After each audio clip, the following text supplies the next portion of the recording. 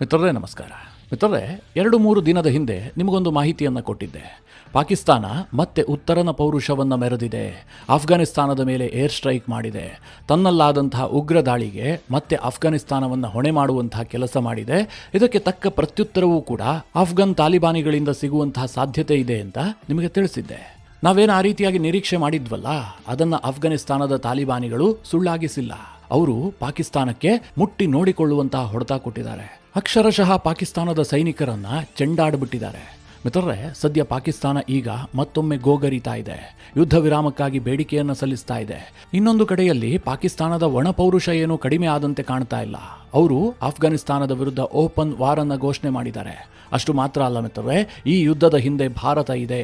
ಅಫ್ಘಾನಿಸ್ತಾನ ಇವತ್ತು ಭಾರತದ ಕೊಲೋನಿ ಅಂತ ಪಾಕಿಸ್ತಾನದ ರಕ್ಷಣಾ ಸಚಿವ ಘೋಷಣೆ ಮಾಡಿದ್ದಾನೆ. ಹಾಗಾದರೆ ಮುಂದೇನಾಗುತ್ತೆ? ಅಫ್ಘಾನಿಸ್ತಾನ ಪಾಕಿಸ್ತಾನದ ನಡುವೆ ಓಪನ್ ವಾರ್ ಅಂತಂದ್ರೆ ಪಾಕಿಸ್ತಾನ ಏನ್ ಮಾಡುತ್ತೆ? ಅಫ್ಘಾನಿಸ್ತಾನವನ್ನು ವಶಕ್ಕೆ ಪಡೆಯುತ್ತಾ? ಅವರಿಗೆ ಆ ತಾಕತ್ತಿದೆಯಾ? ಈಗಾಗಲೇ ಅಫ್ಘಾನಿಸ್ತಾನದ ತಾಲಿಬಾನಿಗಳು ಪಾಕಿಸ್ತಾನದ ಜೆಟ್ ಅನ್ನ ಉರುಳಿಸಿದ್ದಾರೆ ಎನ್ನುವಂತಹ ಸುದ್ದಿ ಇದೆಯಲ್ಲ, ಅದು ನಿಜವಾ? ಒಂದು ವೇಳೆ ಅಫ್ಘಾನಿಸ್ತಾನದ ಮೇಲೆ ಪಾಕಿಸ್ತಾನ ಪೂರ್ಣ ಪ್ರಮಾಣದ ಯುದ್ಧವನ್ನು ಮುಂದುವರೆಸಿದ್ದೇ ಆದರೆ ಭಾರತದ ಸ್ಟ್ಯಾಂಡ್ ಏನಾಗಿರುತ್ತೆ? ಭಾರತ ಯುದ್ಧದಲ್ಲಿ ಭಾಗಿಯಾಗುತ್ತಾ? ಅಮೆರಿಕದ ಸ್ಟ್ಯಾಂಡ್ ಏನು? ಎಲ್ಲವುದನ್ನು ಈ ವಿಡಿಯೋದಲ್ಲಿ ನಿಮಗೆ ಡೀಟೇಲ್ ಆಗಿ ತಿಳಿಸ್ಕೊಡುವಂತಹ ಪ್ರಯತ್ನ ಮಾಡ್ತೀನಿ. ನೀವು ಈ ವಿಡಿಯೋನ ಕೊನೆವರೆಗೂ ಮಿಸ್ ಮಾಡದೆ ನೋಡಿ. ಅಷ್ಟಕ್ಕೂ ಆಗಿದ್ದೇನು ಕೇಳಿದ್ರೆ, ಈ ಫೆಬ್ರವರಿ ತಿಂಗಳಿದೆಯಲ್ಲ, ಇದು ಪಾಕಿಸ್ತಾನಕ್ಕೆ ಬಹಳ ಡೆಡ್ಲಿ ಆಗಿ ಪರಿಣಮಿಸಿತ್ತು. ಪಾಕಿಸ್ತಾನದಲ್ಲಿ ಪ್ರತಿನಿತ್ಯವೂ ಕೂಡ ಒಂದಲ್ಲ ಒಂದು ಕಡೆಯಲ್ಲಿ ಬಾಂಬ್ ಸ್ಫೋಟ ಆಗ್ತಾ ಇತ್ತು.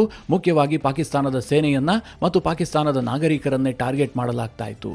ಇಸ್ಲಾಮಾಬಾದ್ ಮಸೀದಿ ಬಾಂಬ್ ಸ್ಫೋಟದಿಂದ ಹಿಡಿದು ಮೊನ್ನೆ ನಡೆದಂಥ ಸೈನಿಕ ಶಿಬಿರದ ಮೇಲಿನ ದಾಳಿಯವರೆಗೂ ಕೂಡ ಪಾಕಿಸ್ತಾನದ ಸೇನೆಗೆ ಆಗಿದ್ದೆಲ್ಲವುದೂ ಕೂಡ ಹಿನ್ನಡೆಯೇ. ನಿಮಗೆಲ್ಲ ಗೊತ್ತೇ ಇದೆಯಲ್ಲ, ಪಾಕಿಸ್ತಾನಕ್ಕೆ ಯಾವಾಗ ಹಿನ್ನಡೆ ಆಗುತ್ತೆ, ಅದರ ಸೇನೆಗೆ ಯಾವಾಗ ಮುಜುಗರ ಆಗುತ್ತೆ, ಆ ಸಂದರ್ಭದಲ್ಲಿ ಅವರು ಯಾರ ಮೇಲಾದರೂ ಗೂಬೆ ಕೂರಿಸೋದಕ್ಕೆ ಹೋಗ್ತಾರೆ. ಸದ್ಯಕ್ಕೆ ಪಾಕಿಸ್ತಾನಕ್ಕೆ ಬಿಟ್ಟಿಯಾಗಿ ಸಿಕ್ಕಿರುವಂತಹದ್ದು ಅಫ್ಘಾನಿಸ್ತಾನದ ತಾಲಿಬಾನಿಗಳು. ಹೀಗಾಗಿ ಅವರನ್ನ ಹೊಣೆ ಮಾಡಿಬಿಟ್ಟು ಅಫ್ಘಾನಿಸ್ತಾನದ ಮೇಲೆ ತನ್ನ ಪೌರುಷ ಪ್ರದರ್ಶನಕ್ಕೆ ಪಾಕಿಸ್ತಾನ ಮುಂದಾಗಿತ್ತು. ತನ್ನ ವಾಯುಪಡೆಯ ಯುದ್ಧ ವಿಮಾನಗಳನ್ನು ತೆಗೆದುಕೊಂಡು ಹೋಗಿ ಅಫ್ಘಾನಿಸ್ತಾನದ ಮೇಲೆ ಮನಸೋ ಇಚ್ಛೆ ಬಾಂಬ್ ಸುರಿಮಳೆ ಮಾಡಿದ್ರು. ಪಾಕಿಸ್ತಾನದ ಪೌರುಷದ ಸೀಕ್ರೆಟ್ ನಿಮಗೆಲ್ಲ ಗೊತ್ತೇ ಇದೆಯಲ್ಲ. ಅಫ್ಘಾನಿಸ್ತಾನದ ಬಳಿಯಲ್ಲಿ ಯಾವುದೇ ಏರ್ ಡಿಫೆನ್ಸ್ ಸಿಸ್ಟಮ್ ಇಲ್ಲ, ಅವರ ಬಳಿಯಲ್ಲಿ ವಾಯುಪಡೆಯೇ ಇಲ್ಲ. ಹೀಗಾಗಿ ಈ ಪಾಕಿಸ್ತಾನದ ವಾಯುಪಡೆ ಇದೆಯಲ್ಲ, ಅಫ್ಘಾನಿಸ್ತಾನಕ್ಕೆ ಹೋಗಿ ಬಾಂಬ್ ಹಾಕೋಕೆ ಹೇಳಿದ್ರೆ ಅವರೇನು ಒಂದು ಸ್ವಲ್ಪನೂ ಯೋಚನೆ ಮಾಡ್ತಾ ಇರಲಿಲ್ಲ. ಈಸಿಯಾಗಿ ನುಗ್ಗಿ ಬಿಡ್ತಾ ಇದ್ರು. ಮೊನ್ನೆಯೂ ಕೂಡ ಅದೇ ಧೈರ್ಯದಲ್ಲಿ ಪಾಕಿಸ್ತಾನ ಏರ್ ಸ್ಟ್ರೈಕ್ ಮಾಡಿ ವಾಪಸ್ ಬಂದಿತ್ತು. ಅವತ್ತೇನೋ ದೊಡ್ಡ ಪ್ರಾಬ್ಲಮ್ ಆಗಿರಲಿಲ್ಲ. ಯಾಕೆ ಅಂತಂದ್ರೆ ಅಫ್ಘಾನಿಸ್ತಾನದ ಪಡೆಗಳು ಎಚ್ಚರಗೊಂಡಿರಲಿಲ್ಲ. ಮಿತ್ರರೇ, ಅದಾಗ್ತಿದ್ದ ಹಾಗೆ ಅಫ್ಘಾನಿಸ್ತಾನದ ತಾಲಿಬಾನ್ ಸರ್ಕಾರ ಎಚ್ಚರಿಸಿತ್ತು. ನಾವು ಪಾಕಿಸ್ತಾನದ ವಿರುದ್ಧ ಸೇಡು ತೀರಿಸಿಕೊಳ್ತೀವಿ, ಇದು ಮುಯ್ಯಿಗೆ ಮುಯ್ಯಿ ಅಂತ ಅಫ್ಘಾನಿಸ್ತಾನದ ತಾಲಿಬಾನಿಗಳು ಘೋಷಣೆ ಮಾಡಿದ್ರು. ನಾನು ಅವತ್ತೇ ನಿಮಗೆ ಹೇಳಿದ್ದೆ, ಅಫ್ಘಾನಿಸ್ತಾನದ ತಾಲಿಬಾನಿಗಳು ಸುಮ್ಮನೆ ಬಿಡೋದೇ ಇಲ್ಲ ಅಂತ. ಅದೇ ಪ್ರಕಾರವಾಗಿ ಮಿತ್ರರೇ, ನಿನ್ನೆ ರಾತ್ರಿ ಅಂದ್ರೆ ಗುರುವಾರ ರಾತ್ರಿ ಪಾಕಿಸ್ತಾನದ ಚೆಕ್ ಪೋಸ್ಟ್ಗಳನ್ನು ಗುರಿಯಾಗಿಸಿ ಅಫ್ಘಾನಿಸ್ತಾನದ ತಾಲಿಬಾನ್ ಪಡೆಗಳು ದಾಳಿ ಮಾಡಿದ್ದಾರೆ. ಪಾಕಿಸ್ತಾನಕ್ಕೆ ಇದು ಬಹಳ ಡೆಡ್ಲಿ ಆಗಿ ಪರಿಣಮಿಸಿದೆ. ಯಾಕೆ ಕೇಳಿದ್ರೆ, ಏಕಾಏಕಿಯಾಗಿ ನುಗ್ಗಿದಂತಹ ಅಫ್ಘಾನ್ ಪಡೆಗಳು ಪಾಕಿಸ್ತಾನದ 19ಕ್ಕೂ ಹೆಚ್ಚು ಚೆಕ್ ಪೋಸ್ಟ್ಗಳನ್ನು ನಾಶ ಮಾಡಿದ್ದಾರೆ. ಜೊತೆಗೆ 55ಕ್ಕೂ ಹೆಚ್ಚು ಪಾಕ್ ಸೈನಿಕರನ್ನ ಹತ್ಯೆ ಮಾಡಿರೋದಾಗಿ ಅಫ್ಘಾನ್ ಪಡೆಗಳು ಹೇಳ್ಕೊಳ್ತಾ ಇದ್ದಾರೆ. ಇದರ ಜೊತೆಗೆ ಪಾಕಿಸ್ತಾನದ 20ಕ್ಕೂ ಹೆಚ್ಚು ಸೈನಿಕರನ್ನ ನಾವು ಸೆರೆ ಹಿಡಿದಿದ್ದೀವಿ, ಅವರು ನಮ್ಮ ಬಂದಿಯಾಗಿದ್ದಾರೆ ಅಂತ ಅಫ್ಘಾನಿಸ್ತಾನದ ತಾಲಿಬಾನಿಗಳು ಘೋಷಣೆ ಮಾಡಿದ್ದಾರೆ. ಅಂದ್ರೆ ತಾಲಿಬಾನಿಗಳ ದಾಳಿ ಎಷ್ಟು ತೀವ್ರವಾಗಿತ್ತು ಅಂತ ನೀವು ಊಹೆ ಮಾಡ್ಕೊಳ್ಬಹುದು. ಯಾವಾಗ ತಾಲಿಬಾನ್ ಪಡೆಗಳು ಈ ರೀತಿಯಾಗಿ ದಾಳಿ ಮಾಡೋದಕ್ಕೆ ಶುರು ಮಾಡಿದ್ರು, ಪಾಕಿಸ್ತಾನ ಇನ್ನೇನ್ ಮಾಡೋದಕ್ಕೆ ಸಾಧ್ಯ? ಪಾಕಿಸ್ತಾನದ ಸೈನಿಕರಿಗೆ ಗುಂಡಿಗೆ ಎದೆ ಕೊಡುವಂತಹ ಗುಂಡಿಗೆ ಅಂತೂ ಇಲ್ಲ. ಹೀಗಾಗಿ ಪಾಕಿಸ್ತಾನದ ಸೇನೆ ಮತ್ತೆ ತನ್ನ ಈಸಿ ಟಾರ್ಗೆಟ್ ಅನ್ನೇ ಆಯ್ಕೆ ಮಾಡಿಕೊಳ್ತು. ಅದೇನು ಕೇಳಿದ್ರೆ, ಪಾಕಿಸ್ತಾನದ ಏರ್ ಫೋರ್ಸ್ ಅನ್ನ ಬಳಸ್ಬಿಟ್ಟು ಅಫ್ಘಾನಿಸ್ತಾನದ ಮೇಲೆ ಬಾಂಬ್ ಹಾಕುವಂತಹದ್ದು. ಯಾವಾಗ ತಾಲಿಬಾನ್ ಪಡೆಗಳು ದಾಳಿ ಮಾಡಿದ್ರು, ತಕ್ಷಣ ಅಫ್ಘಾನಿಸ್ತಾನದ ಒಳಗೆ ಪಾಕಿಸ್ತಾನದ ಏರ್ ಫೋರ್ಸ್ ನ ಯುದ್ಧ ವಿಮಾನಗಳು ನುಗ್ಗಿದ್ವು. ಮಿತ್ರರೇ, ಪಾಕಿಸ್ತಾನ ಒಂದು ನಂಬಿಕೆ ಹೊಂದಿತ್ತು, ಅಫ್ಘಾನಿಸ್ತಾನದ ಬಳಿಯಲ್ಲಿ ಯಾವುದೇ ಏರ್ ಡಿಫೆನ್ಸ್ ಸಿಸ್ಟಮ್ ಇಲ್ಲ, ಅವರು ನಮಗೇನು ಹಾನಿ ಮಾಡೋದಕ್ಕೆ ಸಾಧ್ಯ ಇಲ್ಲ ಅಂತ. ಆದರೆ ಈ ಬಾರಿ ಪಾಕಿಸ್ತಾನದ ನಂಬಿಕೆ ಸುಳ್ಳಾಗಿತ್ತು. ಅಫ್ಘಾನಿಸ್ತಾನದ ತಾಲಿಬಾನಿಗಳು ಪಾಕಿಸ್ತಾನದ ಒಂದು ಫೈಟರ್ ಜೆಟ್ ಅನ್ನ ಉಡಾಯಿಸಿದ್ದಾರೆ. ಸದ್ಯ ಬಿದ್ದಿರುವಂತಹ ಜೆಟ್ ಯಾವುದು ಅನ್ನೋದರ ಬಗ್ಗೆ ಇದುವರೆಗೆ ಕನ್ಫರ್ಮೇಷನ್ ಇಲ್ಲ. ಕೆಲವು ವಿಡಿಯೋಗಳು ಹರಿದಾಡ್ತಾ ಇದ್ದಾವೆ, ಅದೆಲ್ಲ ಸೋಷಿಯಲ್ ಮೀಡಿಯಾದಲ್ಲಿ ಬರ್ತಾ ಇರುವಂತಹ ಫೇಕ್ ವಿಡಿಯೋಗಳು. ತಾಲಿಬಾನಿಗಳು ಜೆಟ್ ಅನ್ನ ಉರುಳಿಸಿರುವಂತಹದ್ದು ನಿಜ. ಅದು ಅಮೆರಿಕ ನಿರ್ಮಿತ F-16 ಯುದ್ಧ ವಿಮಾನವ ಅಥವಾ ಚೈನಾ ನಿರ್ಮಿತ JF-17 ಥಂಡರ್ ಯುದ್ಧ ವಿಮಾನವ? ಈ ಬಗ್ಗೆ ಡೌಟ್ ಇದೆ ಅಷ್ಟೇ. ಆದ್ರೆ ತಾಲಿಬಾನ್ ಪಡೆಗಳು ಆ ಯುದ್ಧ ವಿಮಾನವನ್ನ ಕೆಡವಿದ್ದಂತೂ ಸತ್ಯ. ಹೇಗೆ ಕೆಡವಿದ್ರು? ಅವರ ಬಳಿಯಲ್ಲಿ ಏರ್ ಡಿಫೆನ್ಸ್ ಸಿಸ್ಟಮ್ ಇಲ್ಲ, ವಾಯುಪಡೆಯೇ ಇಲ್ಲ. ಹೇಗಿದು ಸಾಧ್ಯ ಆಯ್ತು ಕೇಳಿದ್ರೆ, ಮಿತ್ರರೇ, ಅಫ್ಘಾನಿಸ್ತಾನಕ್ಕೆ ಅಮೆರಿಕ ಸಹಾಯ ಮಾಡಿದೆ. ಇದನ್ನು ಕೇಳಿದ್ರೆ ನಿಮಗೆ ಆಶ್ಚರ್ಯ ಆಗಬಹುದು, ಆದ್ರೂ ಕೂಡ ಸತ್ಯ. ಅದು ಹೇಗೆ ಸಹಾಯ ಮಾಡ್ತು ಕೇಳಿದ್ರೆ, ಈ ಹಿಂದೆ ಅಮೆರಿಕ ಅಫ್ಘಾನಿಸ್ತಾನದಲ್ಲಿತ್ತಲ್ಲ, ಅವರು ಅಫ್ಘಾನಿಸ್ತಾನವನ್ನು ಬಿಟ್ಟು ಹೋಗುವಂತಹ ಸಂದರ್ಭದಲ್ಲಿ ಅನೇಕ ತನ್ನ ಶಸ್ತ್ರಾಸ್ತ್ರಗಳನ್ನು ಕೂಡ ಬಿಟ್ಟು ಹೋಗಿದ್ದಾರೆ. ಅದರಲ್ಲಿ ಮ್ಯಾನ್ ಪ್ಯಾಡ್ಗಳು ಕೂಡ ಇದಾವೆ. ಈ ಮ್ಯಾನ್ ಪ್ಯಾಡ್ಗಳು ಅಂತಂದ್ರೆ ಮ್ಯಾನ್ ಪೋರ್ಟಬಲ್ ಏರ್ ಡಿಫೆನ್ಸ್ ಸಿಸ್ಟಮ್ಗಳು. ಇದು ಹೇಗೆ ಕೆಲಸ ಮಾಡುತ್ತೆ ಕೇಳಿದ್ರೆ, ಭೂಮಿಯ ಮೇಲೆ ನಿಂತ್ಕೊಂಡಿರುವಂತಹ ಓರ್ವ ಸೈನಿಕ ಈ ಮ್ಯಾನ್ ಪ್ಯಾಡ್ ಅನ್ನು ಬಳಸಿ ಆಗಸದಲ್ಲಿ ಹಾರ್ತಾ ಇರುವಂತಹ ಯುದ್ಧ ವಿಮಾನಕ್ಕೆ ಗುರಿಯಾಗಿ ಹೊಡೆಯುವಂತಹದ್ದು. ವಿಮಾನ ಏನಾದರೂ ಲೋ ಆಲ್ಟಿಟ್ಯೂಡ್ನಲ್ಲಿ ಹಾರ್ತಾ ಇದ್ರೆ ಖಂಡಿತವಾಗ್ಲೂ ಕೂಡ ಆ ಯುದ್ಧ ವಿಮಾನ ಧರೆಗುರುಳುತ್ತೆ. ಅಷ್ಟೊಂದು ಸಾಮರ್ಥ್ಯ ಈ ಮ್ಯಾನ್ ಪ್ಯಾಡ್ಗೆ ಇದೆ. ಈ ಹಿಂದೆ ಇದನ್ನು ಬಹಳ ದೊಡ್ಡ ಪ್ರಮಾಣದಲ್ಲಿ ಬಳಸಲಾಗ್ತಾ ಇತ್ತು. ಈಗೆಲ್ಲ ಆಟೋಮ್ಯಾಟಿಕ್ ಏರ್ ಡಿಫೆನ್ಸ್ ಸಿಸ್ಟಮ್ ಬಂದಿರೋದ್ರಿಂದಾಗಿ ಇವುಗಳ ಬಳಕೆ ಸಾಕಷ್ಟು ಪ್ರಮಾಣದಲ್ಲಿ ಕಡಿಮೆ ಆಗಿದೆ. ಭಾರತದ ಸೇನೆಯೂ ಕೂಡ ಇವತ್ತಿಗೂ ಇದನ್ನು ಬಳಸ್ತಾ ಇದೆ. ನುರಿತ ಸಿಬ್ಬಂದಿ ಇದ್ದಿದ್ದೇ ಆದ್ರೆ ಶತ್ರು ಪಡೆಯ ಯುದ್ಧ ವಿಮಾನಗಳು ಎಚ್ಚರವನ್ನು ತಪ್ಪಿದಂತಹ ಸಂದರ್ಭದಲ್ಲಿ ಗುರಿಯಿಟ್ಟು ಉಡಾಯಿಸಬಹುದು. ಸದ್ಯ ಅಫ್ಘಾನಿಸ್ತಾನದ ತಾಲಿಬಾನಿಗಳ ಕೈಯಲ್ಲಿ FIM-92 ಸ್ಟಿಂಗರ್ ಅನ್ನುವಂತಹ ಮ್ಯಾನ್ ಪ್ಯಾಡ್ಗಳಿದಾವೆ. ಇದು ಅಮೆರಿಕ ನಿರ್ಮಿತ ಅತ್ಯಂತ ಶಕ್ತಿಶಾಲಿಯಾದಂತಹ ಮ್ಯಾನ್ ಪ್ಯಾಡ್ಗಳು. ಮಿತ್ರರೇ, ಒಂದು ಹಂತದಲ್ಲಿ ಪಾಕಿಸ್ತಾನದ ಸೇನೆಗೆ ಇದರ ಬಗ್ಗೆ ಅರಿವಿರಲಿಲ್ಲ ಅಂತ ಅನ್ಸುತ್ತೆ. ಅದಕ್ಕೋಸ್ಕರವಾಗಿ ಅವರ ಫೈಟರ್ ಜೆಟ್ಗಳು ಬಹಳ ನಿರಾತಂಕವಾಗಿ ಆಫ್ಘಾನ್ ವಾಯು ಗಡಿಯಲ್ಲಿ ಬಹಳ ಕೆಳಮಟ್ಟದಲ್ಲಿ ಲೋ ಆಲ್ಟಿಟ್ಯೂಡ್ ನಲ್ಲಿ ಹಾರಾಟ ನಡೆಸ್ತಾ ಇದ್ವು. ಇದನ್ನೇ ಬಳಸಿಕೊಂಡಂತಹ ಆಫ್ಘಾನ್ ಪಡೆಗಳು ಈಗ ಒಂದು ಪಾಕಿಸ್ತಾನಿ ಜೆಟ್ ಅನ್ನ ಉರುಳಿಸಿದ್ದಾರೆ. ಮಿತ್ರರೇ, ಇದು ಪಾಕಿಸ್ತಾನಕ್ಕೆ ಬಹಳ ದೊಡ್ಡ ಹಿನ್ನಡೆ. ಅವರು ಮನಸ್ಸಿನಲ್ಲೂ ಕೂಡ ಯೋಚಿಸಿರಲಿಲ್ಲ ನಮ್ಮ ಒಂದು ಜೆಟ್ ಅನ್ನು ಉಡಾಯಿಸುವಂತಹ ಸಾಮರ್ಥ್ಯ ಅಫ್ಘಾನಿಸ್ತಾನಕ್ಕಿದೆ ಅಂತ. ಯಾವಾಗ ಈ ವಿಚಾರ ಬಹಿರಂಗಗೊಳ್ತು, ಅಂತಾರಾಷ್ಟ್ರೀಯ ಮಾಧ್ಯಮಗಳಲ್ಲೂ ಕೂಡ ಸುದ್ದಿ ಆಗೋದಕ್ಕೆ ಶುರುವಾಯಿತು, ಪಾಕಿಸ್ತಾನದ ಸೇನೆ ಮತ್ತು ಪಾಕಿಸ್ತಾನದ ಸರ್ಕಾರ ಬಹಳ ಒತ್ತಡಕ್ಕೀಡಾಗಿದೆ. ಇದಾಗ್ತಿದ್ದ ಹಾಗೆ ಪಾಕಿಸ್ತಾನದ ರಕ್ಷಣಾ ಸಚಿವನಾದಂತಹ ಖ್ವಾಜಾ ಆಸಿಫ್ ಒಂದು ಸುದೀರ್ಘವಾದಂತಹ ಟ್ವೀಟ್ ಮಾಡಿದ್ದಾನೆ. ಆ ಪಾಕಿಸ್ತಾನದ ಸೀನಿಯರ್ ಪಪ್ಪು ಖ್ವಾಜಾ ಆಸಿಫ್ ಈಗ ಅಫ್ಘಾನಿಸ್ತಾನದ ವಿರುದ್ಧ ಓಪನ್ ವಾರ್ ಅಂತ ಡಿಕ್ಲೇರ್ ಮಾಡಿದ್ದಾನೆ.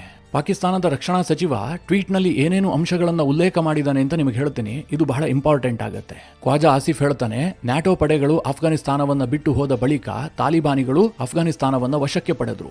ಈ ತಾಲಿಬಾನಿಗಳು ಅಫ್ಘಾನಿಸ್ತಾನವನ್ನು ಭಾರತದ ಕೊಲೋನಿಯಾಗಿ ಮಾರ್ಪಡಿಸಿದ್ದಾರೆ, ಅಂದ್ರೆ ಭಾರತಕ್ಕೆ ಅಡ ಇಟ್ಟಿದ್ದಾರೆ ಅನ್ನುವ ಅರ್ಥದಲ್ಲಿ ಈತ ಟ್ವೀಟ್ ಮಾಡಿದ್ದಾನೆ. ಹೀಗಾಗಿ ಇವತ್ತು ಅಫ್ಘಾನಿಸ್ತಾನದಲ್ಲಿ ಉಗ್ರವಾದಿಗಳು ಸಂಪೂರ್ಣವಾಗಿ ತುಂಬಿ ಹೋಗಿದ್ದಾರೆ.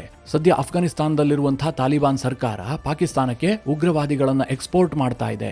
ಇವತ್ತು ಅಫ್ಘಾನಿಸ್ತಾನದಲ್ಲಿ ಮಹಿಳೆಯರು ಕತ್ತಲಲ್ಲಿ ಮುಳುಗಿದ್ದಾರೆ. ಮಹಿಳೆಯರ ವಿರೋಧಿ ಸರ್ಕಾರ ಅಫ್ಘಾನಿಸ್ತಾನದಲ್ಲಿ ತಲೆ ಎತ್ತಿದೆ. ನಾವು ಅಫ್ಘಾನಿಸ್ತಾನದ ತಾಲಿಬಾನಿಗಳ ಜೊತೆಗೆ ಮುಕ್ತವಾಗಿ ಮಾತನಾಡೋದಕ್ಕೆ ಸಿದ್ಧ ಇದ್ವಿ, ಆದ್ರೆ ಅವರೀಗ ಭಾರತದ ಫ್ರಾಕ್ಸಿಗಳಂತೆ ವರ್ತಿಸ್ತಾ ಇದ್ದಾರೆ.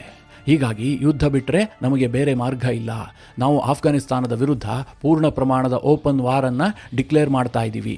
ನಮ್ಮ ತಾಳ್ಮೆ ಮುಗಿದಿದೆ, ಈಗೇನಿದ್ರೂ ಕೂಡ ಯುದ್ಧ ಅಷ್ಟೇ, ಹೀಗಂತ ರಕ್ಷಣಾ ಸಚಿವ ಟ್ವೀಟ್ ಮಾಡಿದ್ದಾನೆ. ಇದರ ಜೊತೆಗೆ ಆತ ಇನ್ನೊಂದು ಅಂಶವನ್ನ ಕೂಡ ಉಲ್ಲೇಖಿಸಿದ್ದಾನೆ. ಅದೇನು ಕೇಳಿದ್ರೆ, ಈ ಹಿಂದೆ ನ್ಯಾಟೋ ಪಡೆಗಳು ಅಫ್ಘಾನಿಸ್ತಾನಕ್ಕೆ ಬಂದಿದ್ರಲ್ಲ, ಅವರಿಗೆ ಅಫ್ಘಾನಿಸ್ತಾನದ ನೆಲ ಇದೆಯಲ್ಲ ಅದು ಹೊಸತಾಗಿತ್ತು. ಅಫ್ಘಾನಿಸ್ತಾನದ ಪರಿಚಯ ಇರಲಿಲ್ಲ. ಹೀಗಾಗಿ ಅವರಿಗೆ ಯಶಸ್ಸು ಸಿಗದೇ ಇರಬಹುದು. ಆದರೆ ಪಾಕಿಸ್ತಾನ ಇದೆಯಲ್ಲ, ಇದು ಅಫ್ಘಾನಿಸ್ತಾನಕ್ಕೆ ನೆರೆಯ ದೇಶ. ಅಫ್ಘಾನಿಸ್ತಾನದ ಸ್ಟ್ರೆಂತ್ ಏನು, ವೀಕ್ನೆಸ್ ಏನು ಎಲ್ಲವೂ ಕೂಡ ನಮಗೆ ತಿಳಿದಿದೆ. ನಾವು ಯುದ್ಧವನ್ನ ಮಾಡ್ತೀವಿ, ಅಫ್ಘಾನಿಸ್ತಾನವನ್ನ ಸದೆಬಡಿತೀವಿ ಅನ್ನುವ ಅರ್ಥದಲ್ಲಿ ಪಾಕಿಸ್ತಾನದ ರಕ್ಷಣಾ ಸಚಿವ ಟ್ವೀಟ್ ಮಾಡಿದ್ದಾನೆ. ಇಲ್ಲಿ ಮಿತ್ರರೇ, ಕೆಲ ಅಂಶಗಳನ್ನ ಕೇಳದಂತಹ ಸಂದರ್ಭದಲ್ಲಿ ನಿಮಗೆ ಸಹಜವಾಗಿ ನಗು ಬಂದಿರುತ್ತೆ. ಯಾಕೆ ಕೇಳಿದ್ರೆ, ಪಾಕಿಸ್ತಾನ ಇವತ್ತೇನು ಬೋಧನೆ ಮಾಡ್ತಾ ಇದೆ, ಅಫ್ಘಾನಿಸ್ತಾನವನ್ನ ಭಾರತ ವಸಾಹತಾಗಿ ಮಾರ್ಪಡಿಸಿಕೊಂಡಿದೆ ಅಂತ ಪಾಕಿಸ್ತಾನದ ರಕ್ಷಣಾ ಸಚಿವ ಹೇಳ್ತಾ ಇದ್ದಾನಲ್ವಾ. ಆಕ್ಚುಲಿ ಏನು ಕೇಳಿದ್ರೆ, ಪಾಕಿಸ್ತಾನ ಹೋಗಿತ್ತು ಅಫ್ಘಾನಿಸ್ತಾನವನ್ನ ನಮ್ಮ ವಸಾಹತು ಮಾಡ್ಕೊಂಡ್ಬಿಡ್ತೀವಿ ಅಂತ. ಅಫ್ಘಾನಿಸ್ತಾನವನ್ನ ತಾಲಿಬಾನ್ ವಶಕ್ಕೆ ಪಡೀತಿದ್ದ ಹಾಗೆ ಸಂಭ್ರಮಿಸಿದ್ದು ಯಾರು? ಭಾರತ ಅಲ್ಲ, ಇದೇ ಪಾಕಿಸ್ತಾನ. ಈಗ ಅವರವರಿಗೆ ಕಿತ್ಕೊಂಬಿದ್ದಿದೆ. ಯಾಕೆಂದ್ರೆ ಪಾಕಿಸ್ತಾನ ಅನಗತ್ಯವಾಗಿ ಅಫ್ಘಾನಿಸ್ತಾನದ ತಾಲಿಬಾನಿಗಳನ್ನ ಗುರಿ ಮಾಡ್ತಾ ಇದ್ದಾರೆ. ಅಫ್ಘಾನಿಸ್ತಾನದ ತಾಲಿಬಾನಿಗಳು ಕೂಡ ಅಷ್ಟೇ, ನಾವು ನಿಮ್ಮ ವಸಾಹತಲ್ಲ, ನಾವು ಸ್ವತಂತ್ರ ಆಡಳಿತ ನಡೆಸ್ತೀವಿ ಅಂತ ಅವರು ಕೂಡ ತೋರಿಸೋದಕ್ಕೆ ಹೊರಟಿದ್ದಾರೆ. ಈಗ ಪಾಕಿಸ್ತಾನ ಭಾರತದ ಮೇಲೆ ಗೂಬೆ ಕೂರಿಸೋದಕ್ಕೆ ಹೋಗ್ತಾ ಇದೆ. ಹಾಗೆ ಮಿತ್ರರೇ, ಪಾಕಿಸ್ತಾನದ ರಕ್ಷಣಾ ಸಚಿವ ಹೇಳ್ತಾ ಇದ್ದಾನಲ್ಲ, ಉಗ್ರವಾದವನ್ನ ಅಫ್ಘಾನಿಸ್ತಾನದ ತಾಲಿಬಾನಿಗಳು ಎಕ್ಸ್ಪೋರ್ಟ್ ಮಾಡ್ತಾ ಇದ್ದಾರೆ ಅಂತ. ಇಡೀ ಜಗತ್ತಿಗೆ ಗೊತ್ತು ಉಗ್ರವಾದವನ್ನ ಎಕ್ಸ್ಪೋರ್ಟ್ ಮಾಡುವಂತಹದ್ದು ಯಾರು, ಉಗ್ರವಾದದ ಕಾರ್ಖಾನೆ ಯಾರು ನಡೆಸ್ತಾ ಇದ್ದಾರೆ ಅಂತ. ಸದ್ಯ ಪಾಕಿಸ್ತಾನದ ಮಾತುಗಳಿದಾವಲ್ಲ, ಇದು ಭೂತದ ಬಾಯಲ್ಲಿ ಭಗವದ್ಗೀತೆ ಕೇಳದ ಹಾಗಿದೆ. ಹಾಗಾದ್ರೆ ಈ ಯುದ್ಧ ಎಷ್ಟು ಮುಂದುವರಿಬಹುದು, ಮುಂದೇನೇನಾಗತ್ತೆ? ಪಾಕಿಸ್ತಾನ ಒಂದು ಸುದೀರ್ಘವಾದಂತಹ ಯುದ್ಧಕ್ಕೆ ಪ್ರಿಪೇರ್ ಆಗಿದೆಯಾ? ಅಫ್ಘಾನಿಸ್ತಾನದ ಒಂದಷ್ಟು ಭೂಭಾಗವನ್ನಾದ್ರೂ ಇವರು ವಶಕ್ಕೆ ಪಡೀತಾರಾ? ಇದನ್ನೆಲ್ಲ ನೋಡೋದಾದ್ರೆ ಸದ್ಯ ಪಾಕಿಸ್ತಾನದ ಟೋನ್ ಅನ್ನ ನೋಡಿದ್ರೆ ಅವರು ಅಫ್ಘಾನಿಸ್ತಾನದ ಮೇಲೆ ಒಂದು ಬಹುದೊಡ್ಡ ಯುದ್ಧಕ್ಕೆ ಸಿದ್ಧರಾದಂತೆ ಕಂಡು ಬರ್ತಾ ಇದೆ. ಎದುರುಗಡೆ ಹಾಕಿ ಪೋಸ್ ಕೊಡ್ತಾ ಇದ್ದಾರೆ, ಆದ್ರೆ ಹಿಂಬಾಗಿಲ ಮೂಲಕವಾಗಿ ಮಾತುಕತೆಗೂ ಕೂಡ ಅಫ್ಘಾನಿಸ್ತಾನದ ತಾಲಿಬಾನಿಗಳನ್ನ ಆಹ್ವಾನಿಸ್ತಾ ಇದ್ದಾರೆ. ಈಗಾಗಲೇ ಪಾಕಿಸ್ತಾನದ ವಿದೇಶಾಂಗ ಸಚಿವ ಸೌದಿಯ ವಿದೇಶಾಂಗ ಸಚಿವರ ಜೊತೆಗೆ ಮಾತನಾಡಿದ್ದಾರೆ. ಕತಾರ್ ಮತ್ತು ತುರ್ಕಿಯ ಜೊತೆಗೂ ಕೂಡ ಪಾಕಿಸ್ತಾನ ಸಂಪರ್ಕದಲ್ಲಿದೆ ಅಂತ ಹೇಳಲಾಗ್ತಾ ಇದೆ. ಆದರೆ ಮಿತ್ರರೇ, ಈ ಬಾರಿ ಪಾಕಿಸ್ತಾನ ಸ್ವಲ್ಪ ದೊಡ್ಡ ಮಟ್ಟದ ಯುದ್ಧ ಮಾಡುವಂತಹ ಸಾಧ್ಯತೆಗಳನ್ನು ಕೂಡ ತಳ್ಳಿ ಹಾಕುವಂತಿಲ್ಲ. ಯಾಕೆ ಅಂತಂದ್ರೆ ಇದಕ್ಕೆ ಅಮೆರಿಕದ ಕುಮ್ಮಕ್ಕೂ ಕೂಡ ಇದೆ. ನಿಮಗೆಲ್ಲ ಗೊತ್ತೇ ಇದೆ, ಬಾಗ್ರಾಮ್ ಏರ್ ಬೇಸ್ ಅನ್ನ ಟ್ರಂಪ್ ಬಯಸ್ತಾ ಇದ್ದಾರೆ. ಪಾಕಿಸ್ತಾನ ಒಂದು ವೇಳೆ ಅಫ್ಘಾನಿಸ್ತಾನದ ಮೇಲೆ ಯುದ್ಧ ಮಾಡಿದ್ದೇ ಆದ್ರೆ ಈಗ ಒಂದಷ್ಟು ದಿನ ಕಾಬೂಲ್ ಮೇಲೆ ಬಾಂಬ್ ಹಾಕುವಂತಹದ್ದು, ಅಫ್ಘಾನಿಸ್ತಾನದ ಒಂದಷ್ಟು ಪ್ರದೇಶವನ್ನು ವಶಕ್ಕೆ ಪಡೆಯುವಂತಹದ್ದು, ಹಾಗೆ ಮುಂದಿನ ದಿನಗಳಲ್ಲಿ ಬಾಗ್ರಾಮ್ ಅನ್ನ ಕೂಡ ಹಿಡಿತಕ್ಕೆ ಪಡೆದು ಅದನ್ನ ಅಮೆರಿಕಾಗೆ ಗಿಫ್ಟ್ ಕೊಟ್ಟಿದ್ದೇ ಆದ್ರೆ ಟ್ರಂಪ್ ಅದಕ್ಕೆ ರಿವಾರ್ಡ್ ಕೊಟ್ಟೆ ಕೊಡ್ತಾರೆ. ಪಾಕ್ ಮತ್ತು ಅಮೆರಿಕದ ಸಂಬಂಧ ಬಹಳ ಗಟ್ಟಿಗೊಳ್ಳುತ್ತೆ. ಈ ಉದ್ದೇಶವೂ ಕೂಡ ಪಾಕಿಸ್ತಾನಕ್ಕಿದೆ. ಆದರೆ ಮಿತ್ರರೇ, ಸದ್ಯದ ಪರಿಸ್ಥಿತಿಯನ್ನು ನೋಡಿದ್ರೆ ಅಫ್ಘಾನಿಸ್ತಾನದವರು ಅಷ್ಟು ಸುಲಭಕ್ಕೆ ಬಿಡುವಂತಹ ಮಾತೇ ಇಲ್ಲ.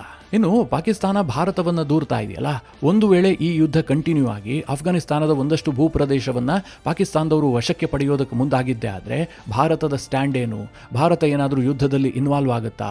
ಅಫ್ಘಾನಿಸ್ತಾನದ ಜೊತೆಗೆ ಕೈ ಜೋಡಿಸುತ್ತಾ ಕೇಳಿದ್ರೆ, ಈ ಜಿಯೋಪೊಲಿಟಿಕ್ಸ್ ನಲ್ಲಿ ನನಗಿರುವಂತಹ ಚಿಕ್ಕ ಅಧ್ಯಯನದ ಆಧಾರದಲ್ಲಿ ಹೇಳೋದಾದ್ರೆ ಭಾರತ ಇನ್ವಾಲ್ವ್ ಆಗುವಂತಹ ಸಾಧ್ಯತೆ ಬಹಳ ಬಹಳ ಕಡಿಮೆ ಇದೆ.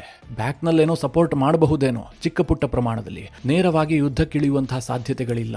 ಯಾಕೆ ಅಂತಂದ್ರೆ ಇದರ ಹಿಂದೆ ಅಮೆರಿಕ ಇದೆ. ಪಾಕಿಸ್ತಾನವನ್ನ ದಾಳ ಮಾಡಿಕೊಂಡು ಅಮೆರಿಕ ಆಡ್ತಾ ಇರುವಂತಹ ಒಂದು ಗೇಮ್ ಇದು. ಹೀಗಾಗಿ ಭಾರತ ಇದರಲ್ಲಿ ಅನಗತ್ಯವಾಗಿ ಕೈ ಆಡಿಸೋದಕ್ಕೆ ಹೋಗುತ್ತೆ ಅಂತ ನನಗಂತೂ ಅನ್ನಿಸ್ತಾ ಇಲ್ಲ. ಮಿತ್ರರೇ, ಮುಂದಿನ ಕೆಲ ಗಂಟೆಗಳಲ್ಲಿ ಈ ಕುರಿತಾಗಿ ಸಾಕಷ್ಟು ಡೆವಲಪ್ಮೆಂಟ್ಗಳಾಗ್ತವೆ. ಒಂದು ನಿರ್ಣಾಯಕ ಯುದ್ಧ ಆದರೂ ಕೂಡ ಏನು ಆಶ್ಚರ್ಯ ಇಲ್ಲ. ಅಂತಹ ಪರಿಸ್ಥಿತಿ ಈಗಾಗಲೇ ನಿರ್ಮಾಣ ಆಗಿದೆ. ಆ ಸಂದರ್ಭದಲ್ಲಿ ಆ ಬಗ್ಗೆ ನಿಮಗೆ ಡೀಟೇಲ್ ಆಗಿ ತಿಳಿಸ್ಕೊಡುವಂತಹ ಪ್ರಯತ್ನ ಮಾಡ್ತೀನಿ. ಈ ವಿಚಾರದ ಕುರಿತಾಗಿ ನಿಮ್ಮ ಅನಿಸಿಕೆ ಅಭಿಪ್ರಾಯಗಳೇನು? ಕಮೆಂಟ್ ಮಾಡುವ ಮೂಲಕ ನಮಗೆ ತಿಳಿಸಿ. ಹಾಗೆ ನಿಮಗೆ ಈ ವಿಡಿಯೋ ಇಷ್ಟವಾದರೆ ಲೈಕ್ ಮಾಡಿ. ಜೊತೆಗೆ ನೀವಿನ್ನೂ ನಿಮ್ಮ ನೆಚ್ಚಿನ ಸಂಸ್ಕಾರ ಸೌರಭ ಯೂಟ್ಯೂಬ್ ಚಾನಲ್ನ ಸಬ್ಸ್ಕ್ರೈಬ್ ಮಾಡಿಲ್ಲ ಅಂತಾದರೆ ಈ ಕೂಡಲೇ ಸಬ್ಸ್ಕ್ರೈಬ್ ಮಾಡಿ. ಮುಂದಿನ ಎಲ್ಲ ಅಪ್ಡೇಟ್ಗಳ ನೋಟಿಫಿಕೇಷನ್ಗಾಗಿ